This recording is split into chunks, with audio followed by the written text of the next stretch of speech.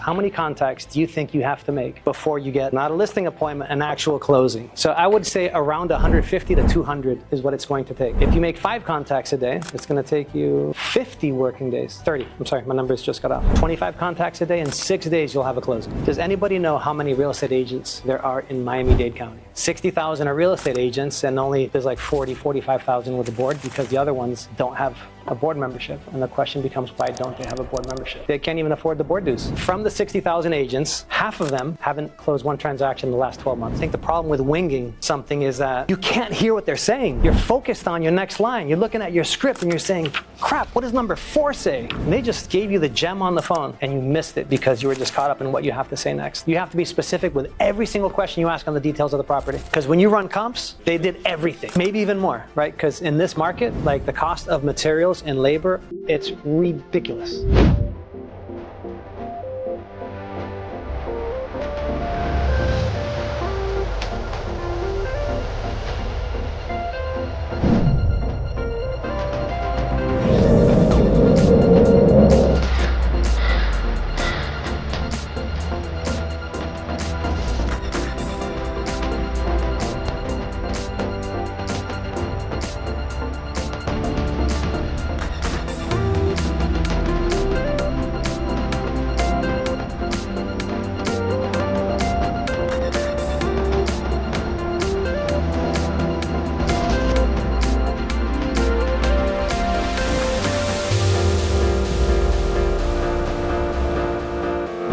So when I'd go to do a boot camp, I'd have to fly to Las Vegas.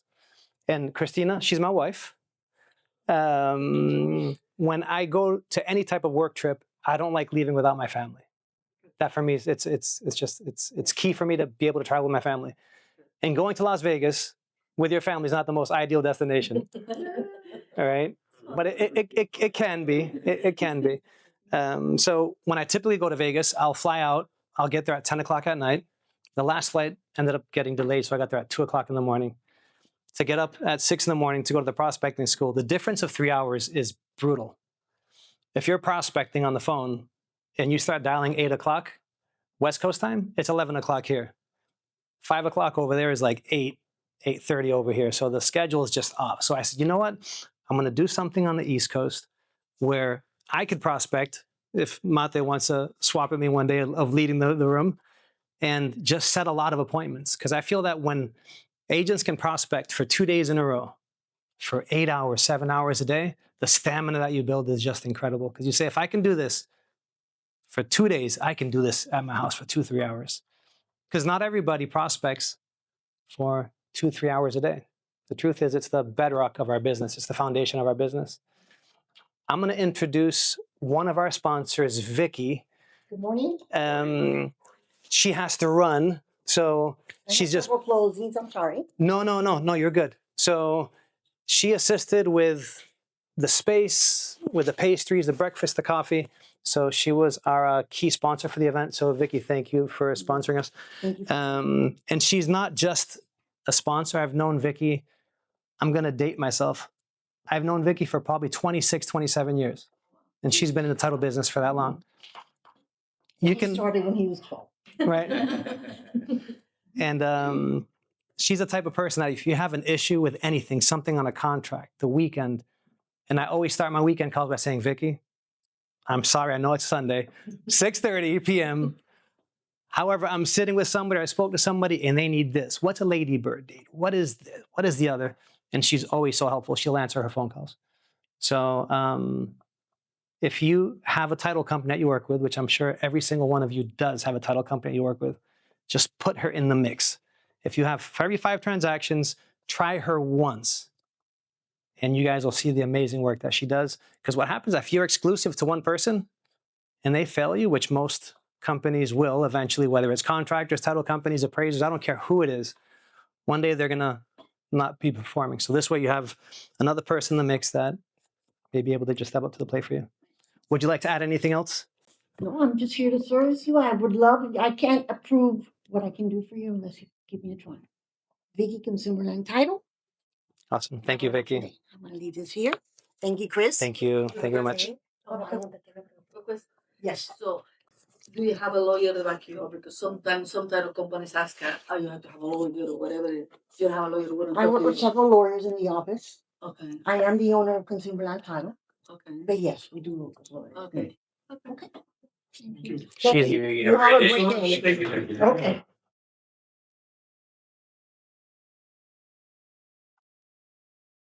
all right. So in this room, I'm looking at many, many familiar faces. And I enjoy doing this with friends because the idea is for this to continue growing and we all benefit from having a place in South Florida where we don't have to travel. That's why I was mentioning the selfish part of wanting to do this.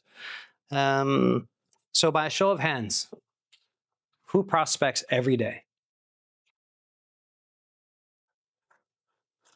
Okay, 3. Thank you for your honesty. And for the other ones who don't prospect every day, what I'm going to ask of you and the ones who did raise their hand, I would love participation.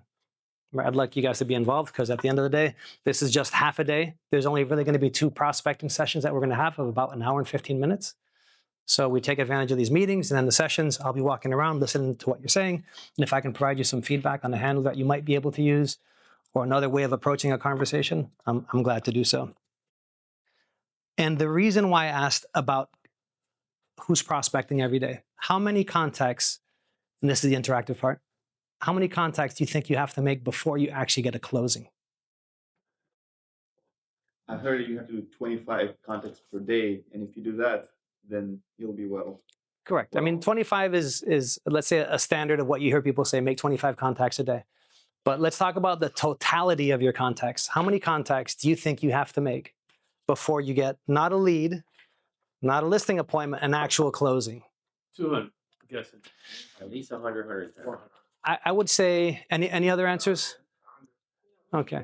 So I would say around 150 to 200 is what it's going to take. As your skills increase, that number goes down. My coach and mentor, Aaron, when he was in the business, he would close 1 out of every 25 conversations. So if your skills are really good, you have to make less contacts. So if you know that you have to make 150 contacts, have 150 conversations, right? You say, okay, if I'm making 2 calls a day, I know it sounds ridiculous, but let's just say you're making 2 calls a day. You're actually having 2 conversations with sellers or buyers about buying a property. If you have 2 conversations a day, it's going to take you 75 working days for a closing. If you make 5 contacts a day, I don't mean to depress everybody by making that statement. It's true. If you make 5 contacts a day, it's going to take you 50 working days. 30. I'm sorry, my numbers just got off. 25 contacts a day, in 6 days, you'll have a closing. So that's why the importance of contacts and being on the phone and having conversations. And as I'm going to recommend that you all stick to your script, I'm going to stick to my script. I want to make sure I don't lose anything that I want to share with you guys. Does anybody know how many real estate agents there are in Miami-Dade County? 67,000. I know That may be right on the spot. 56,500 primary and like 4,500 secondary. So 61,000 total. Okay. Primary and secondary. Let's just say 60. I've been using that number 60 for a long time. So there's 60,000 agents, but from what I have understood, maybe your data is better than the one I had. 60,000 are real estate agents, and only there's like 40, 45,000 with the board because the other ones don't have a board membership. And the question becomes, why don't they have a board membership? It's a part-time gig. Because they can't even afford the board dues. It's not something that they can go ahead and say, hey, I'm going to dish out $1,000. Right.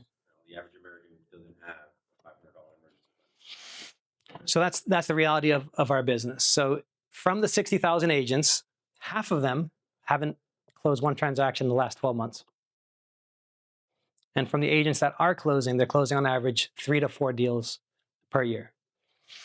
So this business, if you don't do what it takes, it's an eventual exit for most agents, or you have to just find another job. They go back to the corporate job. They go back to doing whatever they were doing before. So again, the main takeaway behind this conversation on stats and contacts is track your contacts. Track your contacts. Why is that important?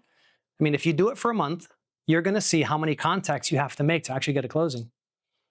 Because yes, it's great to track your contacts, listing appointments, listings taken, but at the end of the day, it comes down to money in your pocket. Right? How many contacts does it take? And you have to figure that out. So if you haven't, there's a tracking form in your packets here. You can do it however you want. I believe it's page 15. This is a primitive screenshot that I have here of a Google Sheet that I use. But I'm big on doing things old school and very practical. Like I don't have a super sophisticated CRM for my leads. My wife can attest this. I have like 3 shoe boxes just full of leads. They're color coded though. And what does a color code mean? It's just that every lead has a date. It's got a chronological order to it. And if a lead has a little red piece of paper on there and it has today's date, I don't care what happens today. I have to call that one lead that has the red because that's the appointment that I'm going to set. Have you ever had that appointment or that lead that you had to call on a certain day and 2 days later you say, shit. And you call them and what happened? You listed it with somebody else. Listed it with somebody else. What's that? That's because you didn't call them on time.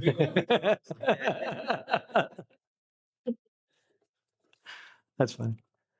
But having a system, I don't care what you use. I don't care what CRM you use. If you use a piece of paper, just figure out how you're going to contact your leads timely, because if not, it can cost you a lot of money. I mean, the average transaction commission is how much?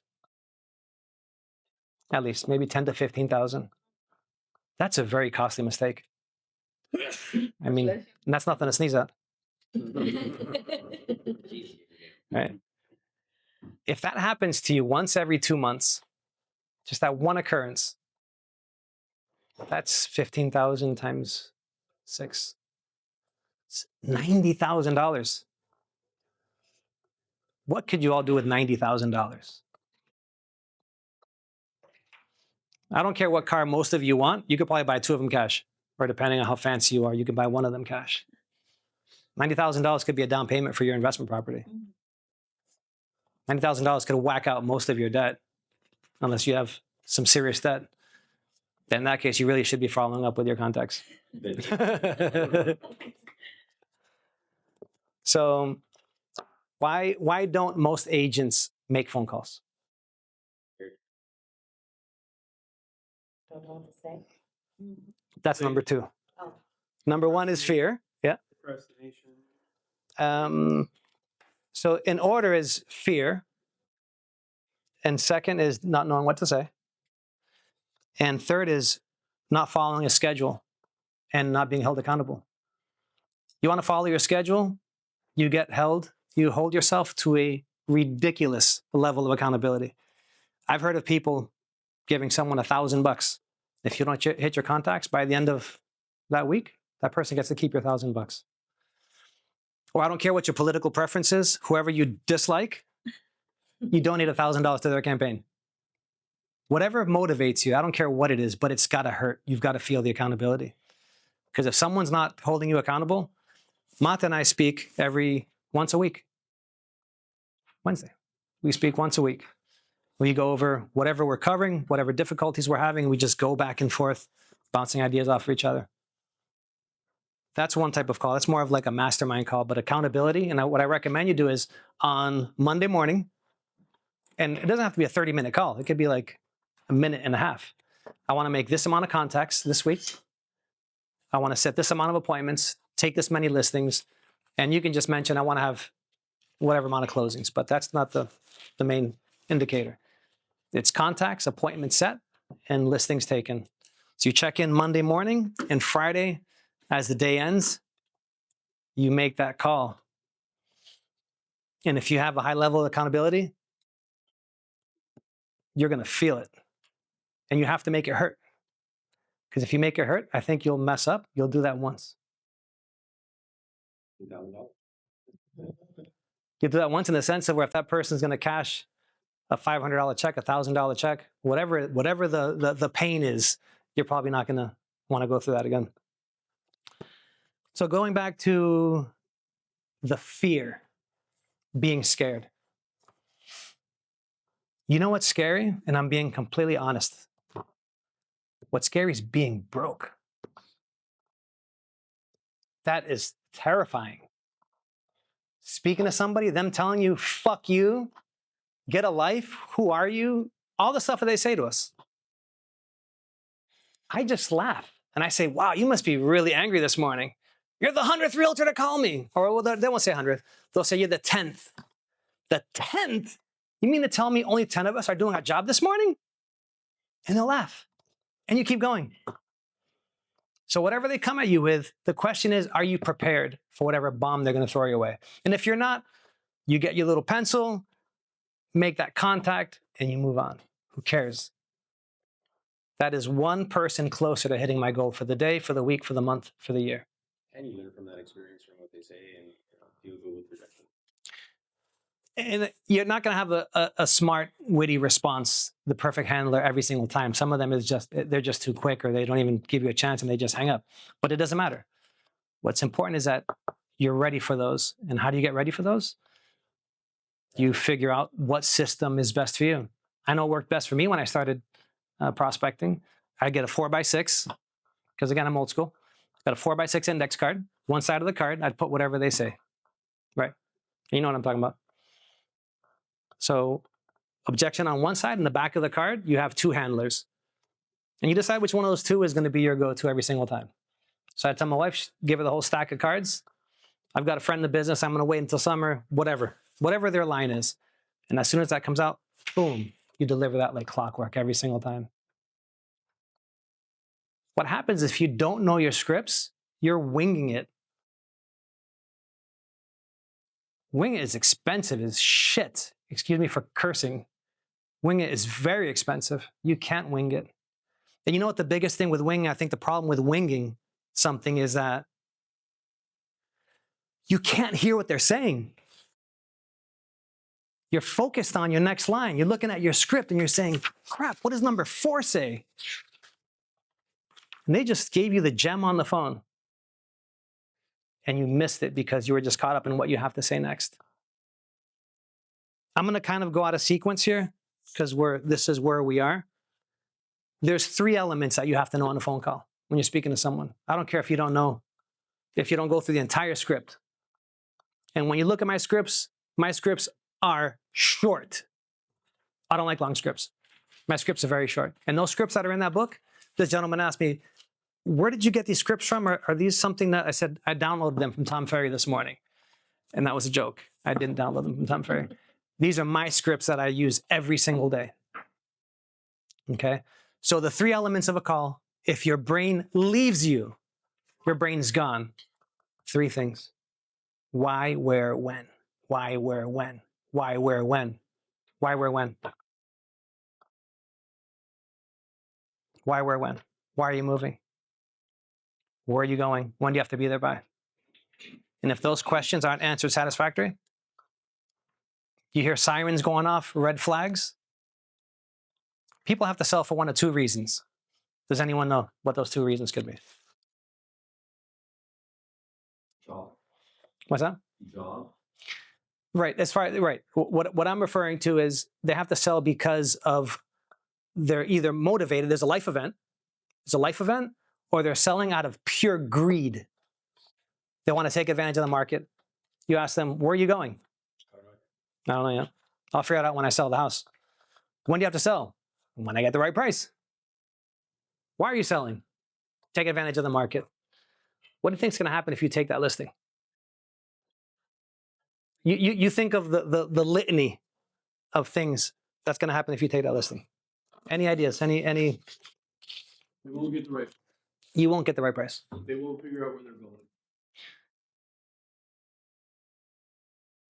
Potentially, you're gonna lose time and money, and you're gonna get more gray hairs. But also, sometimes people say money is the surface level objective, when deep there is a little bit of pain Correct. that they're trying to run away. So I used to be an agent. They're like, oh, I'm not going to 5% over market price. That's changed now to 10% Mhm. for transparency. yet I also know that if I don't take the listing and price it, someone else. And it happened. You will lose some Yes. because of putting your cards out on the table. I tell a seller, when you go to the doctor, do you want them to tell you what you want to hear or you want to know the facts? I'm telling you the facts when I'm sitting with you reviewing all these numbers. I'm not going to tell you what you want to hear just to try to get your listing. I'm going to win your business with integrity. And if I don't win it with integrity, somebody else is willing to take it because they're going to tell you what you want to hear. So it's having those tough conversations. But again, the greedy seller, I feel, is the worst because pricing going into it's going to be a problem. Good luck getting a price reduction. I'm sure that when you speak to that seller, you just have knots in your stomach because you know deep down inside that they're not motivated. There was a point in time where I had 12 active listings, and my coach asked me, he goes, from those 12, how many can you sell? I mean, how many are actually sellable? And I said, probably 2 or 3. He's like, what are you doing? I mean, what do you have, like a museum of properties? You have a showcase to say I have this many listings? It's better to have 2 or 3 listings that you can sell than to have 12 that you can only sell 2 or 3. Just babysitting. You're babysitting, it's taking up your mental space, it's misleading you thinking that you have more than what you actually have and you don't. So that seller who's not motivated, who's selling out of greed, just be cautious with them. I have a question. Sure. For new agents, I heard a recommendation. It's good to take listing even if it's overpriced for experienced. So what do you say about that? You want them to be motivated, period. Yes, if you don't have any listings, it's your first listing, you want to have the sign up in the grass, people call for the sign, you try to sell them something else. That's cool and great. But at the end of the day, what are you doing this for? You're doing it to get paid. And through that sign, you're not going to get paid. So I kind of see it. What's that? May I? Sure, please. Yeah. When you start off, you're gonna develop habits. And if you get into the habit of accepting a listing that's overpriced, that's what you're gonna get good at. You know, that's what you will gain experience at. If it costs you listings to get it right, do that instead. Because that's the only way to learn is to lose, not get the listing. Because if all you got is to raise the price or lower your commission, You get in the habit of doing that. you'll get in the habit of doing that. That's what you will get good at. I- What you do yeah. and what you practice is what you'll get good at. I think that there could be a compromise in that situation. I just thought of it as you guys are discussing this. Take that overpriced listing, but say to yourself, I'm going to master the price reduction script. I'm going to master the price reduction script. And ask them that question up front. Look, if your house doesn't sell, how does that look for you? If that person says they could care less, I probably wouldn't take it. I had an experience. I went on an appointment and I didn't pre-qualify them. So I went there and You said it, you did or did not I pre-qualify? did not. Okay. And then she was very stubborn about the price. I said, well, are you open? Okay. Even if you don't want to take a price that is in market value, if you take it overpriced, are you open to reducing the price? Like taking 2 weeks, let's say, and then in 2 weeks seeing, okay, no attention, then we have to reduce price. No. So I said, okay, goodbye. And I left. I went. Every time I get burned, whether it's in the transaction, something missing on a checklist, every time I get burned, I think to myself, what did I just learn from this? What did I learn from this? And you got to think to yourself, what did you learn from that experience? Pre-qualified, big time. I was coached by Mike Ferry's organization for many, many, many years. And he has a saying, pre-qualify and ask 100% of the questions, 100% of the time. If you look at the pre-qual, that's here, that I have. And this is basically, and the skeleton of it is the Mike Ferry prospect, the Mike Ferry pre-qualification. I've added some questions to it. The first one says, if what I say makes sense, and you're completely confident, I'm not gonna read, I'm just gonna go off of memory. If what I say makes sense, you're completely confident that I can get your property sold, are you open to listing your home with me when I come out to see you today at 6? That's the qualifying question. You know what they could say? Anybody, what could they say if you ask them that question? They could say no. I was just thinking that same exact thing. My mother, my brother, my father, my sister. I just want to hear what you have to say. because I ain't got nothing to do. So you come to my house and you waste your time. No. You have, that's the first question. Some agents, they ask that one last. Me personally, I don't even want to waste my time with a pre-call with you. I'm going straight into that question. That's number one. When I come out to see you, if you're convinced, again, you can reword it however you want, but in essence, it's the same thing. When I come out to see you, if you're 100% convinced I'm the right agent for you to get your property sold, are you open to hiring me for the job of selling your house? You start there and you just keep going your way down. I'm willing to share this with you guys because you're the first East Coast boot camp. Yeah. I'll send you this PDF and you just talk to them and you fill it out. And there's a second page to this PDF, which it says details of condition of the property. And you just start going, right? Because some people say, you know, what condition your house on a scale from 1 to 10? What's the condition of your house? The hell does that mean? I have in my head, I have an outline. How old's your roof? Do you have impact windows and doors? When did you last replace your kitchen? When did you last replace your AC? What major improvements have you done to your property? I have this story with this lady. She was an older lady. She had a townhome in the Doral. And I asked her, when did you update your kitchen? She says, I just did it. Again, you learn. There's lessons learned. She says, I just did it. I'm sitting in the kitchen at the listing appointment. She had mirrors on her ceiling in her kitchen. Oh my God. That's what she was into. Right. Not in the bedroom, in the kitchen.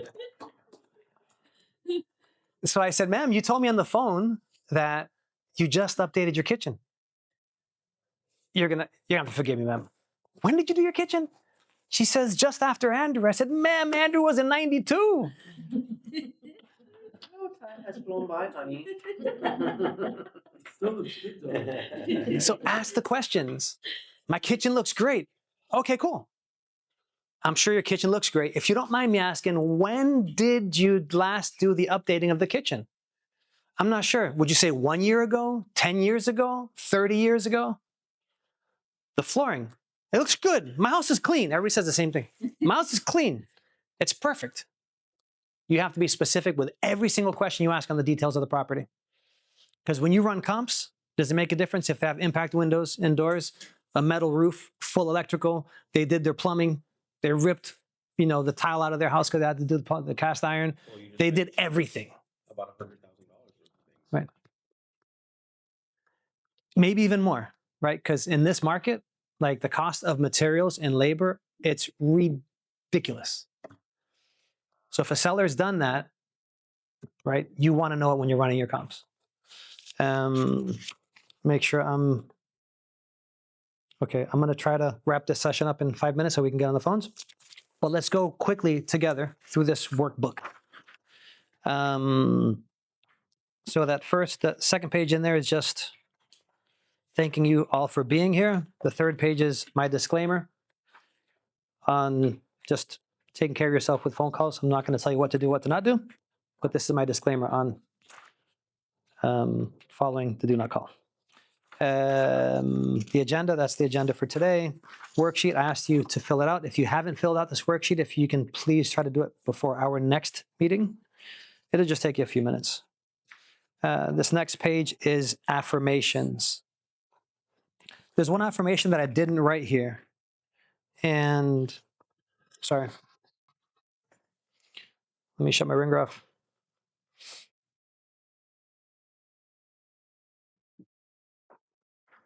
Give me a moment. On page 6 is the prospecting bootcamp worksheet. So whenever you get a chance, if you can fill that out for the next section. So one affirmation that's not there, and I want you to write this down. This for me is important when you're prospecting. They are home. Write this down. This might sound goofy. Hang in with the goofiness. They are home. They are happy. And they want to sell their home. They're home. They're happy. And they want to speak to me. Whichever one you fill in for that third one. They're home. They're happy. Sometimes that little voice just gets in your head and it makes all this nonsense up. It's too late. It's too this. I can't call them before 8 o'clock in the morning. I've called this person too many times. Just that little voice in our head sometimes costs us a lot of money. Just go, just whatever it is, just make that phone call. So they're home, they're happy, and they want to sell their home. They're home, they're happy, and they want to hear from me. Whichever third one you put there, but put that and have that as an affirmation in between your phone calls. They're home, they're happy, they want to sell their home. What I would do is that I'd have in my prospecting station, because I had like this for maybe like the first 3-4 years I was prospecting, I had like a trifold board. Right, so I had my station here, my monitors or whatever, then a trifold board. Then I had all my scripts, my expired script, my FSBO script, my tie down, my handlers. I had everything up there. And then I had 2 little sticky notes: why, where, when. And the second is smile. If you don't smile when you're speaking on the phone, people can hear that. All right? It's like if you hear your voice, if you think you're delivering it one way, like on the energy from 1 to 10, you think you're a 6, you're really like a 2. So a mirror, get a little mirror there and just look at your face when you're speaking to people. Would you want to engage with yourself? So just bring up the energy a couple notches when you're speaking to people, because they don't want to work with the dud. They want to deal with somebody who's exciting. It's going to motivate them to help them accomplish their goals, etc. All right, cool. So moving forward with the workbook. So new expired script. And I want to cover this because we're getting into the calls now. We just went over the affirmations, now scripts. So the FSBO script. So the FSBO script, you're basically introducing yourself to the seller, and you're asking, you're going to ask them, you want to introduce yourself, and if you come across any buyers, you want to introduce them to the seller's listing. I want to introduce them. So when you do sell this home, question number 2, where will you be moving to? Guys, this is it. That question is it. Why, where, when? When? That's it. When do you sell this home? When you sell this home, where do you move to? It's once you can find out what their true motivation is, you know if you've got somebody. Okay? So again, it gets into time frame, so that's the when. The FSBO script, the bulk of my calls were expires and cancels in other calls, but this script, part of this, I believe I hijacked from Jackie Kravitz, and Jackie Kravitz can do a mean FSBO. Whoever knows Jackie Kravitz, that lady's, she is the queen of FSBOs, so this is part from her. That's a good script. New expired script, this is one that I would use every single day. So Mate, can we role play this? Yeah. So ring ring. Hello? Hello, Mate. Speaking. Hey, Mate, this is Chris. I saw your property just came off the market this morning, and I was curious, did it come off because it's sold, or is it still potentially available for sale? I'm going to stop there. You just do that all day. I saw your property just came off the market. That's for the new expired. The old expired. Hi, this is Chris. I'm a local real estate agent. I'd never say my company name. Like if you try saying Keller Williams in Spanish. ¿Qué? Keller Williams. It doesn't matter if it's Spanish, English. Sometimes your company name could throw the person off, so I don't even mention the company name. I'm a local real estate agent. It's rare somebody will tell you, which company are you with? It's rare. It's just a quicker intro. And they say don't say your last name, because if you have like a complicated last name, you don't want to get into your last name. So my name is Chris. I'm a local real estate agent. I saw your property just came off the market. You tap your finger on the desk if you want to. Put some emphasis in different words. Because can you imagine the amount of nonsense and pitches that sellers are hearing when the call is expired? Can you imagine everything that they're hearing? They're so annoyed. So I saw your property just came off the market. I saw your property came off the market back in January. And I was curious, did it come off back then because it's sold? Or is it still potentially available for sale? And they're going to say whatever they're going to say. Then you keep going with the script. If you see the new expired, the old expired, really the only difference is just the intro line. It's only 6 or 7 questions. Is this a script that you guys can do? If you read through it, is there anything? And I'm going to mention one thing on internalization. There's a gentleman, the first guy that I role played with, that I was extremely intimidated by role playing with him when I started role playing maybe 9 years ago. And he did his thing. I did my script with him. Then he goes at the end, because we were in Mike Ferry at that point. He goes, Chris, is that the Mike Ferry expired script? I said, yeah. He goes, but that's not the Mike Ferry script. He goes, you can't. I said, I'm trying to make it me. Like those words don't necessarily just roll off of my tongue. It doesn't feel right. He goes, you can't make it you until you've internalized the dialogue. Internalize the dialogue. The dialogue works. I mean, that script is how old? This script works.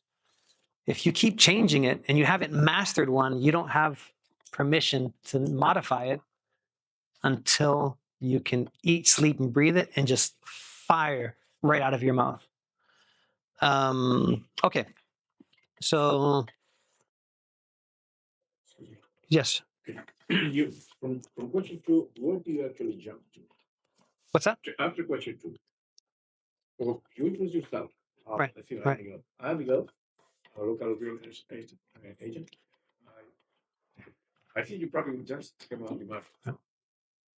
Still in the market. We actually, or actually was. Correct. I saw your home just came off the market. And I was curious. Did it come off the market because it's sold, or is there still potential available for sale? Then they're going to say whatever they're going to say to you.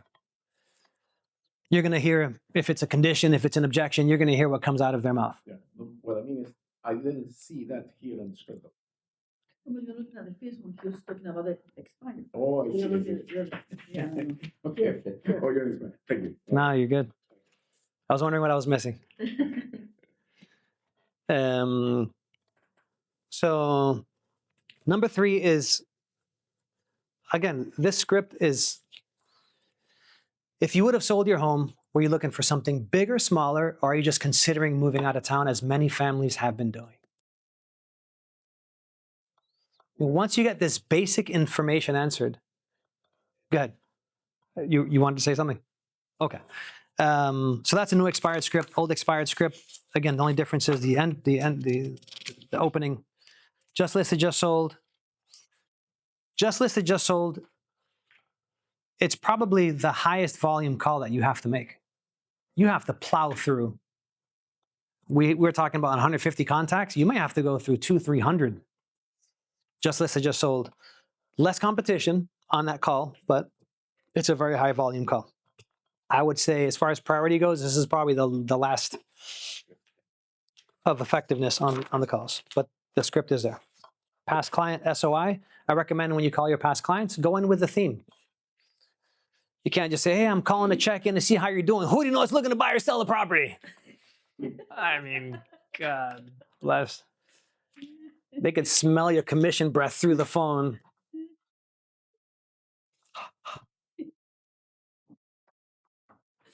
Go in offering something. Rates, insurance rates have gone up. They've gone down. I've got a great insurance agent. If you have any title questions, I have a title company I can refer you to. Anything that's title related. Mortgage rates just dipped. Whatever it is. I mean, go to ChatGPT and put down, the top 10 things I can discuss with my client to strike up a conversation. Find a theme and use that theme every single time. If you do a client appreciation one's good because you make the call in the beginning, inviting them. Then you call them right before the event, asking them if they're going. Then after the event, you call them, so what did you think of the event? And it's like 3-4 contacts to the same person. So this past client, okay. I'll figure out how we work the time on the prospecting, but I want to say one last story here with regards to the effectiveness of just listed, just sold, expireds, FSBOs, all the different categories you're calling. So I was speaking to my coach, Tony Smith, which is, I think, VP of Mike Ferry now. Tony Smith was my coach for a bit. And he goes, Chris, how many expireds are you calling? I gave him the number. He goes, how many did you close? Okay, so how many contacts did you make to this audience? What contacts? How many did you close? And he goes, your past clients. How many did you contact? And how many did you close? When I gave him the number, let's say the contacts was whatever, 8,000 contacts for expireds. And it was maybe 25 transactions from expireds in that year. And he goes, how many did you close from the past clients? I said, how many contacts? He says first. I said, maybe 600. How many did you close? I said, I probably closed like 27. He goes, are you listening to what you're saying to me? That call, you're making 500 and you're getting more than calling 8,000 expireds. Why are you not calling more of your past clients? So if you all have, good morning, sir. Come on in. If any of you at any moment want to get up and grab some coffee, grab a pastry, please go ahead and do so. He goes, if your past client is yielding you such amazing results, why do you keep focusing on bashing your head with expireds? I'm not saying don't call expireds, but just if you have a database, not everybody has a database. If you're new to the market, new to the business, whatever. But if you have an established database, like your emphasis should be on your database. I learned with that exercise, and maybe you want to do the same. If you've been in the business, you're doing quite a little bit of business, analyze, get a spreadsheet, put, Michael Johnson, the address, the commission you made, source. Where did it come from? Source everything. Because if not, then how do you know where you should be putting your time and effort? I found like expired listing a couple of days ago. Then I found the phone number of the Anna, but I didn't call for one reason. What happens if that is do not call? I'm going to refer to my disclaimer on the second page. As far as the do not call, there's people that call do not call. I personally don't know of anybody who has had some serious issues with calling somebody on the do not call. This was an expired event. From the do not call list. Do not call list. Excuse me, I didn't get that. FISBOs and expired listings are exempt. I accept. You may call it, I may call. unless I'm called. But I already called them. Oh, I did not know that. But Why? It's within the. Why you have Google to- it. the thing is that this session, this meeting, I could be here easily 2 days going over technicalities with phone numbers, like outbound caller IDs and all of those things, right? But one suggestion I'm gonna provide you guys is do not call a lead from your cell phone. I beg you, do not call a lead from your cell phone. Do not use a dialer and have your cell phone as a caller ID. Do not do it. If you get flagged, you are done. So I had, back about 2.5 years ago, I saw that the market was changing. And I said, I need to make more contacts, but I can only make so many contacts in a day. I mean, how many contacts can you make in an entire day? Forget about 2 or 3 hours. If you were to call the entire day, how many contacts could you make? 40. All day? All day. All day? 100. I'd say an entire day with a regular, I mean, not going crazy with a triple dialer, right? Let's just say a single, double line dialer, probably 40 to 50 a day. I lost my train of thought. What was I just talking about? The dialer, right? So if you're going to call 40, what's that? Not using your cell number. That's what- Correct. So again, if you're using your cell phone and telemarketing project, it's back. Wow, thank you. So I had 4 dialers dialing at the same time, and I saw their contact rate went from like 20 to 25%, which is very, very high. It went to like 2%. Oh, wow. So I said, something's wrong. I said, put my phone in the dialer. This was with Mojo. Put my phone in the dialer, Your personal phone. my cell phone, and call me. And you know what happens? It rings. You're hearing it ring. I'm looking at my phone, and it's not ringing. The cell phone providers won't even connect your phone call. So if you say to yourself, why is nobody answering my phone? It's because your phone is charred, burned, toasted, roasted, call it whatever you want. Do not use your cell phone. I mean, there's dialers. I use a system called Batch Dialer also. In Batch Dialer, all the caller IDs that you have, it has if it's flagged with T-Mobile, AT&T, all the main companies, and the No More Robo Killer, all of those, it shows you the status of the phone number. And if the phone number has more than one flag, you burn it. Those are like disposable type numbers, but It's like a burner phone. it's like a burner phone. But again, if that happens to your cell phone, your clients can't even get your phone call. right? So my rule of thumb and what I've learned is that if you're calling somebody who you don't know, use a dialer or a phone app where you have disposable numbers. Google phone or what? But eventually the Google number is going to get burned too. So use a dialer. That's your first option. I'm sorry, the first category is people who you don't know. If it's somebody who you're following up with, a lead's already been generated, dial them from your CRM or your Google Voice. Dial them from that type of number. If it's a client, if it's a warm lead already and you're going back and forth, then use your cell phone. But only use your cell phone if it's super warm. If it's not super warm, don't use your cell phone. Some of them on the dialer even have an option to text, for example. So if you made an initial lead, for example, on Vulcan, right? You can't text there. You'd text them from your CRM or from whatever. And you'll tell them, like, people say, well, you're calling me from this number. Well, this is just an outbound line. I can't text you or call you from this number. I'll send you from my personal number. Then you send them through Follow Up Boss, through whatever, Brivity, whatever your system is. Okay, so tracking log at the end and the notes, whatever notes you have back there. Any questions before we get started with our prospecting session? So, anyone like to share any wins?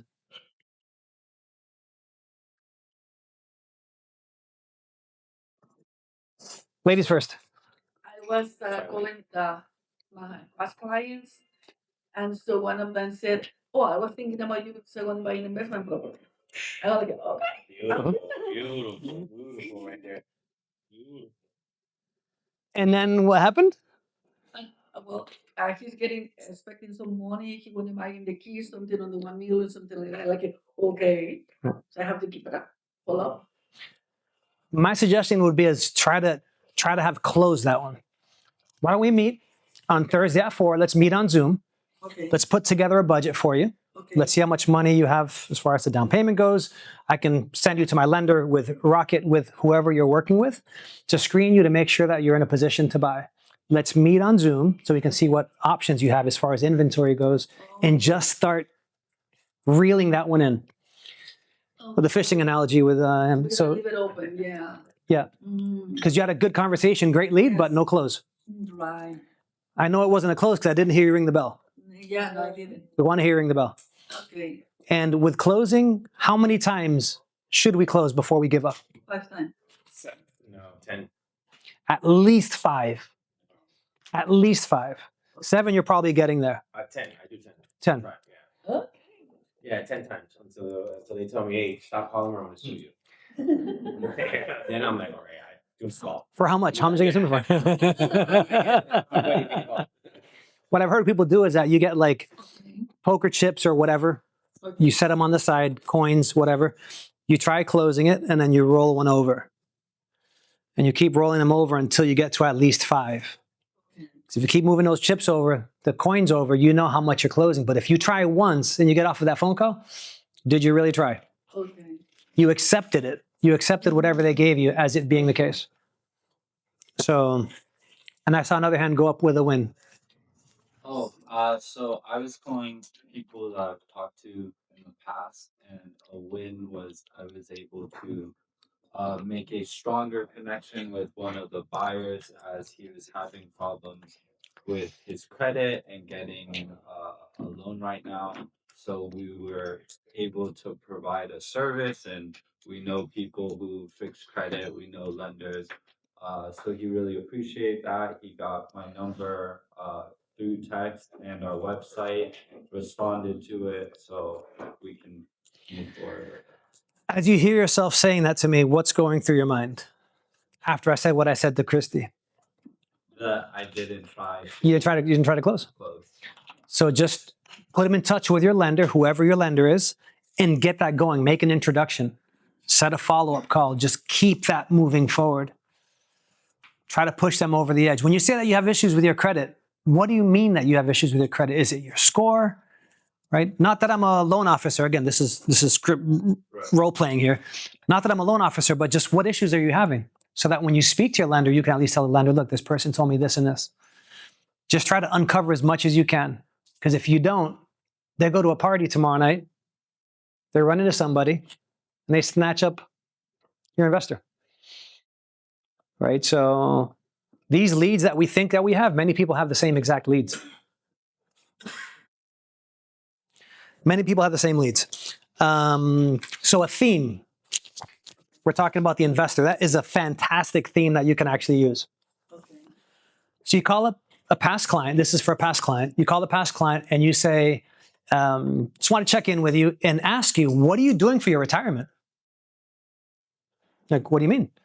Well, you've owned this property and this works. There's like a sweet spot for this one, right? So somebody who's bought at least 2-3 years ago, maybe 3+, 3 to 5 years ago. So what's your plans for retirement? I haven't really thought about it. Have you considered purchasing a rental property? You have a ton of equity. You could pull a line on your property and you can start working on your retirement. I mean, what's your plan? Are you depending on Social Security? Would you be depending on Social Security? Do you have some kind of pension coming in? My job is to help you acquire your long-term goal, which is retirement and living comfortably. With what you're presently doing, are you going in that direction? Most people's answer is going to be no. So that is the hell of a theme for a phone call, is you call your past clients that are in that window where they purchased at least 2-3 years ago, and then just keep going one after another. Because what happens is that how long is the average person in their house for? We all know this answer, right? 7 to 10 years. Let's say 7 years. If you get somebody who's an investor, when they start investing, they could purchase a property with you every year. If they can, seriously save some money. They can do it twice a year. Right. Christina and I, we worked with these buyers that they purchase a property. They're young. They're probably, 28, 30? Yeah, they're about 30s. 30? But the And, first time that I was showing them properties as a buyer agent, I was talking to them and I gave them an example. They were both nurses. I said, my mother's a nurse. I said, she started investing early. And that's what she's living off of. Because after nursing, no one's giving you money afterwards. What are you going to live off of? So I gave them the idea. Save up and we'll help you find your The next rental one. properties because mortgage is going to pay them off and then you're going to have all these properties giving you monthly. So in the last 4 or 5 years, they've probably purchased 4 properties. Yep. And when they bought their first one, they were 28 years old. And that's just one client. That's just one client. So that's the difference with, approaching our clients as not just one deal. How can I get, it's not how can I get more transactions out of them? It's how can I help them more? You flip it. It's how can I be of service? How can they benefit from it? And we know that real estate is a great business. I don't care at what time in history somebody bought a house. If you hold on to it long term, they are golden. 90% of people become millionaires through real estate. Yeah. It's a hell of a vehicle. So since we're in the business, we might as well offer that to our clients. And that's maybe just one that you make a note of, right? Just make a note of that in your notes, on your board, on whatever you have. What's your retirement plan? You're speaking to your clients. What's your retirement plan? How are you planning on retiring? And then you become their guide. So I heard in the room silence on multiple occasions with a few of you. So are you all on dialers or no? No? No. Okay. What I like about dialers is that you don't have to think. That bad boy just goes and goes and goes and goes. There is no having to press the on button, putting your PIN or whatever way you have of getting in your phone, finding somebody or dialing. It's one contact after the other. Then the next conversation goes, making sure you have your caller ID squared away, that you have the right phone numbers, all of those things that we briefly touched on it. But a dialer is the way to go because you're going to tackle more people. Like a just listed, just sold. Can you imagine trying to call a just listed, just sold, Marcus, manually and dialing 500 people in one day with your phone? I don't think you can do it. You just, 2002. it'd be exhausting. Back to your Rolodex. Correct. The Wheel of Fortune. We're actually very lucky to have that kind of technology. To be honest with you. Yes. We are. We're totally lucky. I don't know how. When did you get licensed? What year? I've been doing real estate full time since 2008. 2002. The technology today was a fax machine. That was like we were just people were on rotary phones. We didn't have cell phones. So these dialers are like They had brick phones, right? Is that the yeah, bricks? Roll up. if you had a brick phone, everybody would stop what they were doing and watch you. They were like, "Oh, he's closing, bro." He's doing something. He's doing So what's funny is That was like a $2,000 a month bill. If you were a realtor and you had a phone and you were actively using it like that was like $2,000 a month. what's funny is that the people that had those phones, whenever you put them on hold, like, nope, you can't put me on hold too long. I've got this cell phone. I've got to pay the minutes. You have to have 16 battery because it lasted like 30 minutes. Yeah. It's kind of like the person who has a Rolls Royce or a Porsche complaining about the price of gas. It's like, come on, dude, really? And just comes with the territory. So again, as I was hearing silence in the room, the dialer, you can just keep whacking away, making contacts, and it doesn't allow you to think. So did anything come up on a phone call? Any objection come up that you think to yourself, I want man, to confess. it's a confession. Myself because I tell myself that I won't do it again. I called, this lady answers, and she says, "Yeah, we took it off the market. It's going to be off the market for about a month, maybe two. But I'm completely loyal to my real estate agent. So we're going to put it back on the market with them. We're just giving it a little pause." And then I got into asking her about the house, and I was doing a good job of chipping away a little bit, because I would ask her questions, about what the agent was doing. In this case, like, there's no impact windows. There's no, the roof was a little older. The AC was a little older. I asked her, well, when you got the 4-point inspection, what did that reveal? And she's like, we didn't do the 4-point inspection. And then I start talking about how that's important, and when you paid for the photographer, and because I know the guy took pictures with his camera. And she's like, oh, we never paid for a photographer. Little by little, I could tell that she was like creating this thought. And I said, would it be all right if I called you in a couple of days? Because there's some traffic that's happening in your area and I'd like to follow up with you. And she said, sure. But really what I should have done is I should have said, can I come by and take a look at the house? And I didn't. I had somebody talking to me and I missed that opportunity, I think. I missed the opportunity to ring a bell today. So I have to remember that the focus is not to win this lady over right now. The focus is to get her to let me come to the house. Thank you for your confession. Thank you. I feel better. This is what you're going to do. When we get back in this session, you're going to call her back. Okay. And you're going to say, what's her name? You don't have to get the last name and the phone number. Carolyn. Say, hey, Carolyn, we just hung up and I couldn't stop thinking about our conversation. I know that you have a relationship with the agent that you've been working with for some time. The same agent that recommended you did do an inspection. We're not going to go there, right? So, exactly. So I was thinking about our conversation. I think that we should get together because it seems to me like you're interested in getting your property sold. And if this person is your friend, because sometimes this happens, it's a friend, right? So my intention isn't to get in the middle of you and your friend, but don't you think your friend would want what's best for you and your family? Because I could have a friend that's in any industry. Who's my loyalty to? Guys, let's be real. Let's put this out on the table. Who's our loyalty to? Our family. Loyalty is to our family. You know what your friend can offer. They helped you before. Let me just provide you with a second opinion. When agents compete for business, who wins, Mr. and Mrs. Seller? You win. Let me give you a comparison. If you're going to have knee surgery, do you want to just go with the first doctor that you come across, or you want to check out the reviews, see how many surgeries they've done, to be able to compare apples to apples? That's what I'm going to provide you with, is comparing apples to apples. Does it make sense for you to have a comparison?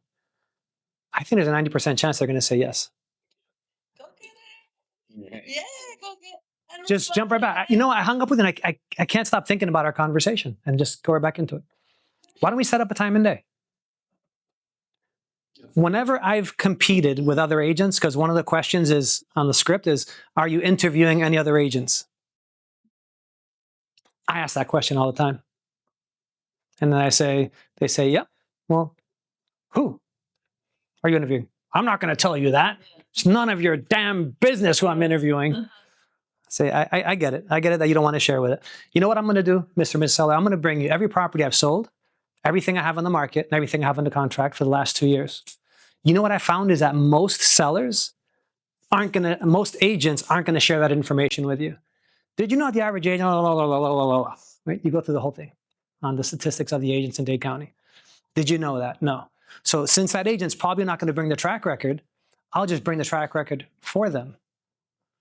And at the end of the day, if the agent's a rock star and they're selling, 50, 100, 200 properties per year, at least you know that we're on the same, it's a level playing field. At that point, you decide on who you want to go with. So yeah, jump back into that one. That's a deal. Yeah. I'm expecting to hear that bell ring, Marcos. Let's go. All right. It's, again, my question to y'all was, is there something that you could have said? And that's one of those. So you think to yourself, okay, I fouled that one up. How do I fix it? Call him right back. Call him right back. I can't stop but think about our conversation that we just had, and that's your segue there. How do you all feel with the idea of the why, where, when? Do you feel that that's a tool that you can continue using? Why, where, when? When you're speaking to somebody, why, where, when? I was told that that's when you have permission to close. If you don't have their why, where, when, you don't have their permission to close. Because once you have that, you tie in your close based on their motivation. So I know you said that you don't want to meet right now, but you do need to be in Georgia by September 15th because of that job transfer, right?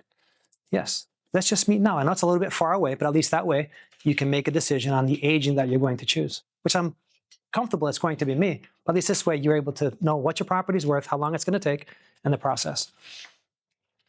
Keep getting in front of them. Get in front of people as often as you can, even before they're ready. Why? You've put the time into them, you've sat with them, and who knows, they may even sign the agreement when you meet with them. And if not, you've sold yourself. So close.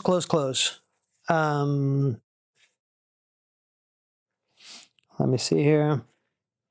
Distractions. I want to talk about distractions. What takes you off of your dialing session? Your cell phone. Right, so your own cell phone, and what else? What other distractions could there be? A 1-year-old running around. Text. And usually when it's a cell phone, who is it that's calling you that you feel that you should stop your session because of that call? It's a current client. You feel like you have to answer that call. But what happens is that call just completely took you out of rhythm. And what happens when you stop dialing to get back in a rhythm? After you hang up with that client, it takes you like 15 minutes just to get back into the mode. And can you imagine if another client calls you an hour later? Your prospecting session just went to crap. And when you tally up your contacts, you're going to see that you're in single digits. So you can get a second cell phone line. I'm not sure what other companies charge, but AT&T, it's like $5 or $10 a month for a second cell phone. Just go to OfferUp and get like the 5, if you're on, I have an old Ultra S22. Yes, I have an Android. Forgive me for that. Yes. But you get like an older Ultra and just dial with it. Get an older phone. Put your cell phone, put it in the kitchen drawer, get it out of your room. Because we feel this need to service people right now. They're calling me someone to take care of their issues.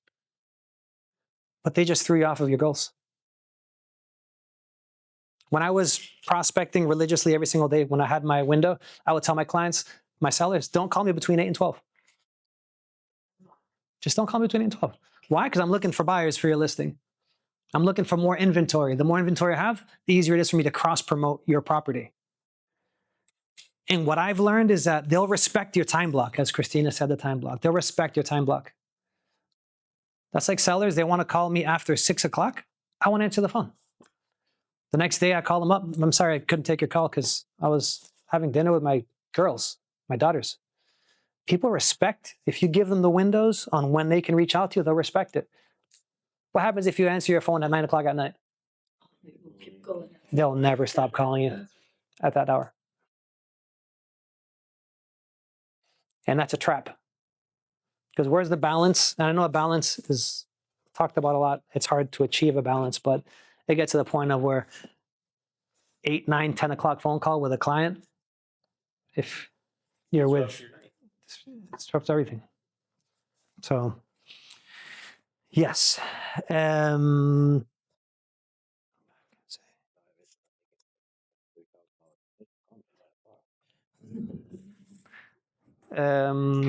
So anything else, any other objections, something pop up in your calls? What I on the ones that I did call, out of the 13 calls that I was able to get through, probably like 5 of them said that I'm a realtor myself. Okay. That's kind of what I saw on that one there. So I would say like what 45% said that they were 40% said that they were also realtors as well. Their property up for sale. So I listed a property that the guy's wife was a real estate agent. You can list those. Oh no, I know. So when you say again, let's if we role play this, tell me that you're I'm also a real estate agent. you're a real estate agent. Great. So when you say that you're a real estate agent, Andres, do you mean that you're part time or you're full time? They say they're part time. All right, great. Part-time. So what do you do for work? I'm a whatever. I'm an attorney. I'm a whatever. Okay, so it seems like you just do real estate here and there. Let me ask you a question. And forgive the knee surgery analogy. I use that one a lot. If you're gonna have knee surgery done, do you want a part-time surgeon or a full-time surgeon? Just whatever witty response. You've got to come up with something, right? You've got to come back with something. Because a lot of times they're just brushing you off, like they're trying to brush every single other person off who's calling them. Think about how annoyed and expired is when you call them. And by the way, when should you call an expired, a new expired? What's first thing in the morning? 8's too late. 8's too late. 7:30. I mean, I would start dialing at 7:15, 7:30. Because that's too early. You're going to bother people. I'd rather fight with somebody on the phone than have them not answer. Because they're not going to answer. You're the 7th agent to call me this morning. Back to that handler, right?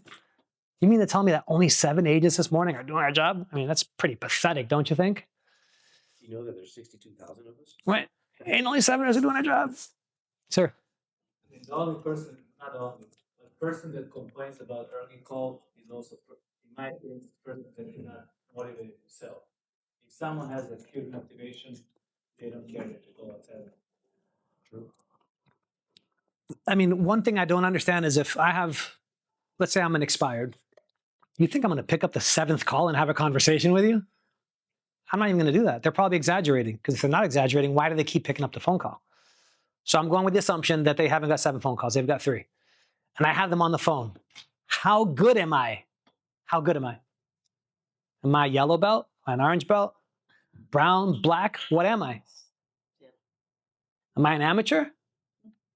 Because if I have somebody who's speaking to me that they haven't hung up yet, what was it? What movie where the dude said, so you're saying there's a chance? Oh yeah. What's that? That's Dumb and Dumber? Dumb and Dumber. Dumb and Dumber? Yeah. You have a chance. If they're still on the phone, they haven't hung up on you, you still have a chance. That's what I like about Jackie Kravitz's FSBO close. She closes like after her 2nd or 3rd question. Can you imagine if you close that fast? Then you can really uncover what they've got going on. But if you wait until the end, then you lose them. So anyways, quick closes are sometimes good. Anything else? I would say maybe before we go to our break, if I could introduce Jose, if you could step up here for a moment. Or right from there, como quieras. So Jose is our second sponsor for the event. He's also in charge of assisting us with the room space, the pastries, the bagels, coffee, tea. Thank you. I appreciate you guys So, having me here. You mentioned something a little while ago, close. And it's like that old movie, Glengarry Glen Ross, always be closing ABC. So that's an awesome movie. If you haven't seen it, watch it. Leads are for closers. Leads are for closers. That's right. What you guys are doing here is great. I think in the era of digital marketing, I see all of these little videos and Facebook and all this stuff going on, and that's fantastic. But you can't depend on that 100%. You got to get back to the basics. You got to make the calls. You got to talk to the people. I've worked for Rocket Mortgage, been in the industry about 30 years. I am local here, by the way. I'm licensed in Florida. One of the things that I try to do is to be a good partner, is to, first of all, educate the clients, educate my real estate partner, and always be available, right? I think it's important to pick up the phone. Hey, this is going on. It's like, that's the primary thing. Products, everybody's got the same products. You got FHA, you got VA, you got conventional. although I was making a comment with the whole affordability piece right now, you know, these secondary markets, Fannie Mae and so forth, they're changing a little bit. They see the rates are high, they see the prices are high. It's hard, right? So one of the things that's come up now is that now FHA does accept border income. Hypothetically, you live by FIU, you have a border. You have you know, somebody living in your house for a year, renting your room. You got a lease. You're paying your rent. You can prove it on your bank statement. So the question becomes, how many borders can you have? Yeah, 6 bedroom house. Exactly. And you know what? The point here is that there's you know, the rates are high, the market is difficult, and there's, you know, like they're using now the ancillary units, the you know The ADUs. efficiencies, whatever it Yeah. is. So I mean, they're trying to do the best they can to make that client, right. You mentioned something about a client that had low credit score, was it?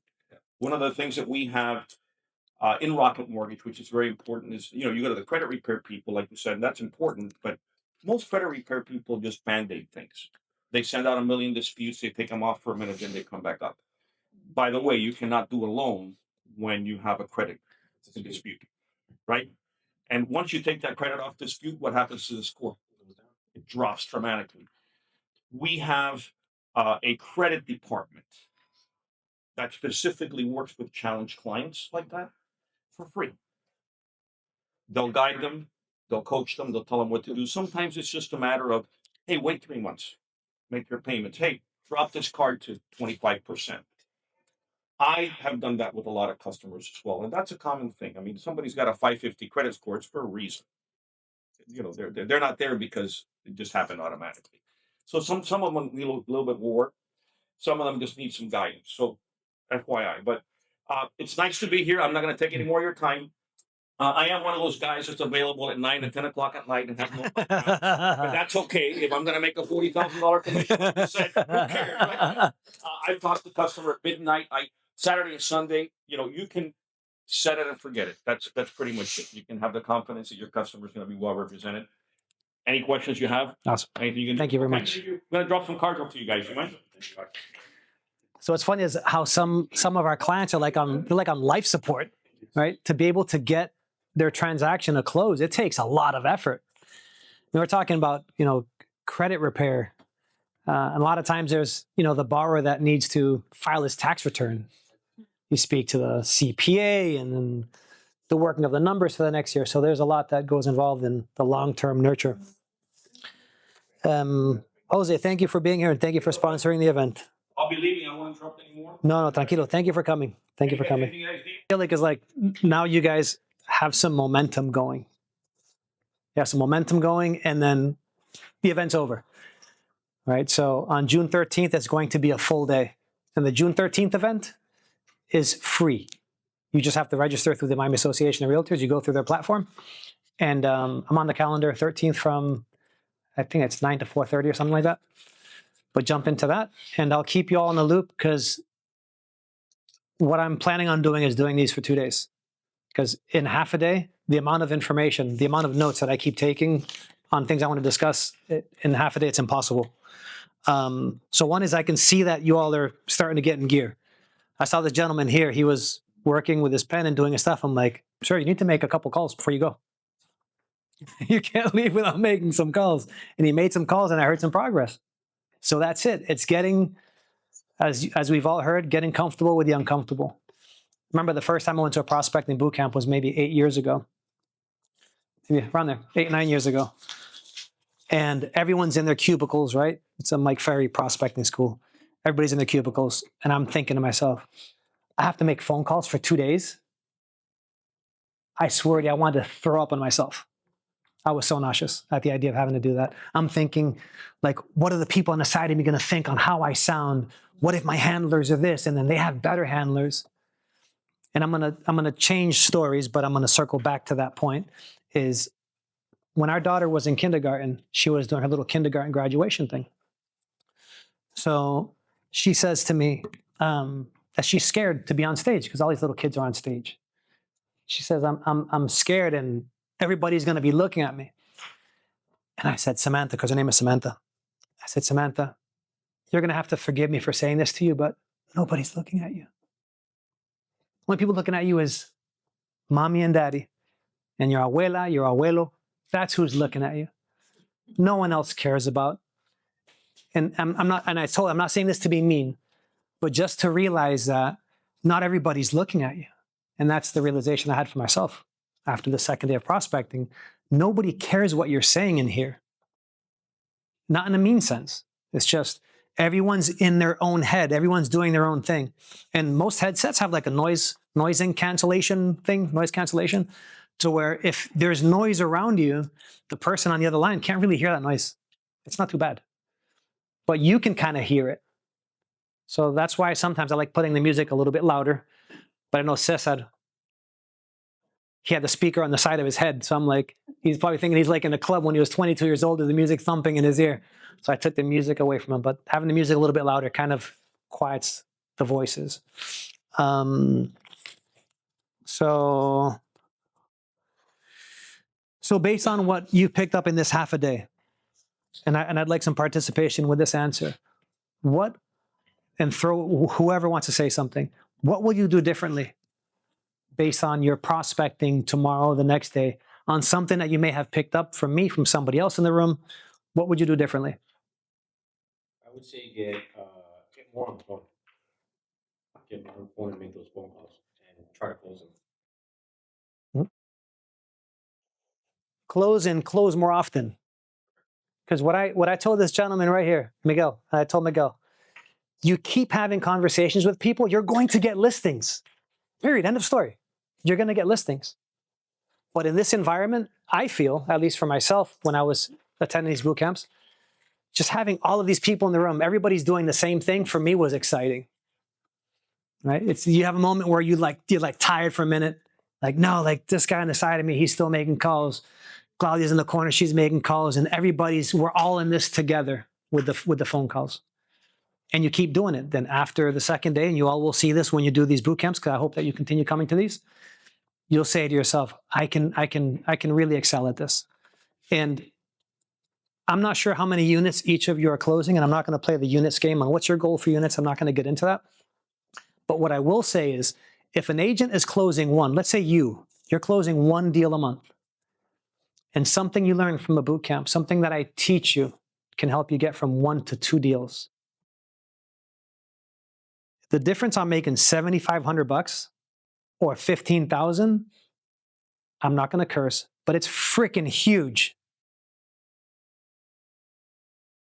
If you figure out how to get from that second deal to that third deal a month, you just made $23,000 a month. Once you get in the habit of doing 3 deals a month, once you do 4, guys and gals, I'm not sure who's doing what amount of units in this room. I haven't looked you all up. But once you can do 4 deals a month religiously, 5, 6 deals a month, you are whacking away at your debt. You have monies put away for real estate investments. You are doing some financial damage in your life. You are taking control of your life. Prospecting will give you control of your life again. I'm not here for the money of doing this. I'm here because I want to share what I've learned in prospecting boot camps, and I want you all to keep getting better. And that's my only intention. This isn't a moneymaker. I'm out of pocket, right? The sponsors help, but at the end of the day, it's an expense. My goal is, when this turns into 2-day boot camps, that you all refer your agents, people that you know who want to grow their business, and you bring them over. So do not call list. If somebody, again, that was overall. Now I'm going to get into stuff I heard while you guys were all on the phone. If somebody says, I'm on the do not call list, what do you all say? Not everybody at the same time. Sorry. Sorry. Sorry. Must have been a mistake. I'll make that note right now and make sure it's never happens again. Have a great day. I'd reduce that. So if they say, I'm on the do not call list, why are you calling me? You know what? My apologies. I will not dial you again. I've heard people say, I'll take you off of my list. For God's sakes, do not say you're calling them from a damn list. They're going to spam you right after you hang up. Oh, he's calling me from a list. no list. I won't call you again. So if somebody, that's a do not call conversation. Okay? If they're angry, my apologies, I won't dial you again. Sorry. Have a good day. Bye. Done. So that is on the do not call list. The wrong number. If somebody's a wrong number, how do you turn that into a contact? Because it's not a contact if you haven't pitched them.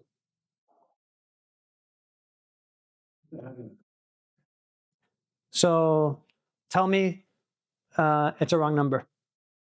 It's the wrong number. That's not me. That is so weird. Do you own 123 Banana Street? Not sure my office gave me your phone number. You know, they say things happen for a reason, or you can say things happen for a reason, or it was probably meant for you and I to speak. By any chance, since I have you on the line, do you have any interest whatsoever in purchasing or selling a property I can help you with? That's probably going to be a 1 out of 10, where you're going to be able to convert that wrong number to a lead, but it's 15 more seconds. Who cares? So you're saying there's a chance. You're saying there's a chance. And there is. And at least you turned a sour phone call into something pleasant for the person on the other end. Now I'm not going to take you off my list. They go on their call log, boom, boom, boom, flag. And then that's when your number gets burned. So just try to turn that call into something positive and you may get something out of it. Because I can tell you what, every agent who's calling them is not taking that approach with that phone call. I'm sorry, I'll take you off my list. That's what they're probably all saying. So just have fun with the call. Have fun with the wrong number. So now I want to talk about, no, please, get that lady. Oh, you were thinking about her.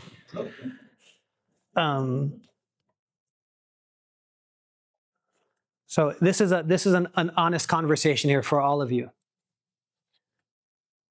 How many contacts, and this is a no judgment space, how many contacts are you each making a week? Just spit the number out. 100 to 150. Okay. Keep going in the room. I'm like at 80, 90, give or take, depends. Some weeks more, some weeks a little bit less, but depends on everything else that I'm doing. I try to get to at least above 75%. Okay. I'd say I'm closer to 60 to 70 now that I actually have some listings. So I need to organize myself. I get busy. Okay. The diamond slows down. Okay. Claudia, you can't hide from me back there. I see you. Less than 80. Okay, so 50? Catalina? How many contacts would you say you're making a week? Or you're not making calls? Yes. 50. Okay. So these, Cesar. Okay. So when it comes to contacts, remember that exercise that we did where I said if it takes you 150 contacts to close a transaction? Answer that number, right? Figure out how many contacts you're actually calling. And I want you to be honest with yourselves with what you're actually calling. If you look at your week, after week, after week, after week, how many contacts am I making consistently? And be true to yourself. And my suggestion is, and I'll answer your question in a minute. My suggestion is if you're making, let's say, 5 contacts a day, 10 contacts a day, I don't care what your number is, and you want to increase that, add 3 contacts a day, 2 contacts a day, and you do that for a week. Do that for 2 weeks. In the following 2 weeks, increase it by 1 or 2 contacts. And before you know it, you've built up your stamina, right? If you've never run a 5K or a 10K race, you can't run an ultra marathon. So you work your way up. You build up your stamina by increasing just a few contacts, but you have to be serious with it. And the only way that you can increase your contacts at a very high level is if you eliminate distractions. Period. End of story. If you don't eliminate distractions, you're going to have a hard time hitting your contacts. No, I'll make them up tomorrow. I'll get in early. And you say, no, I'll call later today. I'll make an evening session. Bullshit. End of the week went by, you're short 30 contacts from your goal. Right? So eliminate the distractions, you will hit your goals. And the people that you think that by not answering their phone, they're going to be upset at you, they're not going to be upset at you. there's a term that's called creative avoidance. You know what that is? You just are so creative that whatever you're doing outside of prospecting is just so much more important that you'll get back to the prospecting because this is really important. And it's a story we keep feeding ourselves. And it's BS. Have you ever been on vacation? You've been out somewhere and you don't take a call? A person keeps calling you? What happens if you don't answer their phone? Somebody else. They'll figure something out. If it's a pending transaction, whatever it is, people will typically figure out that whatever you're saying is an emergency for you, that you have to stop prospecting and take that call. They'll eventually figure out what they need to do, especially with admin or with the client or whoever. It usually normalizes itself. But if you stop taking calls during your block, you're going to hit your contacts. And if you hit your contacts, you have a pretty good chance of making your goals. And again, the idea is to go from whatever amount of transactions you have now. I would love to be able to be in a position to where I can help you get from whatever contact you're making now to increasing by 1. Because once you increase by 1 transaction a month, then 2 transactions a month, I can tell you from experience, your life is in a completely different place by increasing 2-3 transactions a month. Because there's the commission roller coaster, right? You get paid 1 month, you make 15, 17, 19 grand, and what happens? You don't do jack. The average agent. It's a commission roller coaster. They stop producing. You want consistency in your income, not inconsistent. Can I hear an amen? Something else I thought about as I was hearing Claudia dial in the back. BombBomb. Do any of you use BombBomb? And BombBomb is not a sponsor of this event, by the way. I use BombBomb. I've had incredible results with BombBomb. BombBomb is basically an email video platform. That's what it is. I don't care what platform you use. If it's a video platform that does emails, I don't care the system that you use. So I had a listing that was referred to me by Fast Expert. Marcus, we were talking about Fast Expert. They referred me a listing in Ponce Davis. It was a listing, was like 1.2, like 4 years ago. And then I called the lady, I called the husband, I had the perfect phone numbers, I emailed them. Nothing. They wouldn't respond to anything. And they probably referred that because these referral companies, they give the referrals to many agents at the same time. The more expensive the listing is, they'll give it to 5 or 6 agents as opposed to just 2 or 3. So I called, emailed, texted, nothing. I sent them a video. Hey, my name's Chris Camacho. You were referred to me by a company called Fast Expert. I want to send you in advance my credentials. You can go to Zillow, check out my actives, my pendings, my closed, and also see the reviews that other sellers are, whatever I said. My usual pitch through BombBomb. So with BombBomb, you have analytics to where you can see how many times they click on any of your links or play your videos. The wife watched my video one night 17 times. I'm not sure if she forwarded it to her friends, her family, her husband. I'm not sure what she was doing with my video. She clicked on my Zillow link, my YouTube, my bump. She was going through all of my links. She called me that day. I missed her call. I noticed her that returned my call. She called me again the next morning. I presented to her. I took the listing. Ended up double ending that one. I took that listing and I asked the husband, because they're both sitting there. And I said, if you don't mind me asking, why did you give me this listing? And they had, you know how it is when you go to a seller's house on the dining table, what do you see on that dining table? Business cards, folders, presentations. You see the whole, and they show you the text messages on what people are offering. I'll sell your house for 0.5% with all these ridiculous offers. So she says, I chose you because you seemed like a human being. And everything that was dropped off in my house, everything in the mailbox, every text message, everything was cold. You seem like a regular person. So BombBomb, I made on that transaction, that was probably $45,000. BombBomb at that point in time was like $1,200 a year. It was more expensive then. I paid BombBomb for like next 30 years or something from one transaction. And BombBomb's probably half of that price now. Probably like $500. So that's one use case on the on introducing yourself to a client and setting yourself apart. I've done price reduction scripts on BombBomb. I'll send a seller. I'll share my screen. I'll say, hello, Mr. Seller. This is the time when we recheck on the market. And then I'll open Matrix. I mean, we're all in South Florida, so we all probably use Matrix. And then I'll run comps live with them, well, on the video. And I say, this one's still active, this one's sold, this one's under contract. Based on everything that's happening with the market is suggesting, not me. I hate it when agents say, I recommend. Please do not say I. The market's recommending that you list your property at X. Because what you're doing is presently not working. So then, again, you do your usual script close, right? On the price reduction, you have 3 options. You can keep it at the same price, go through all of that. I've had sellers respond to my email saying, reduce the price to what you suggested. Why? Because they can't argue facts. They can't argue the facts. If you tell them, I think, they need to feel in control. If a seller feels like they're in control and you're just being the guide, you can get the price reduction. So I use BombBomb for price reductions. Listing appointments. I've done an entire listing presentation on BombBomb. Somebody who's like their schedule is just 10-hour time difference or you can't get them for whatever reason, I'll do a listing presentation on BombBomb.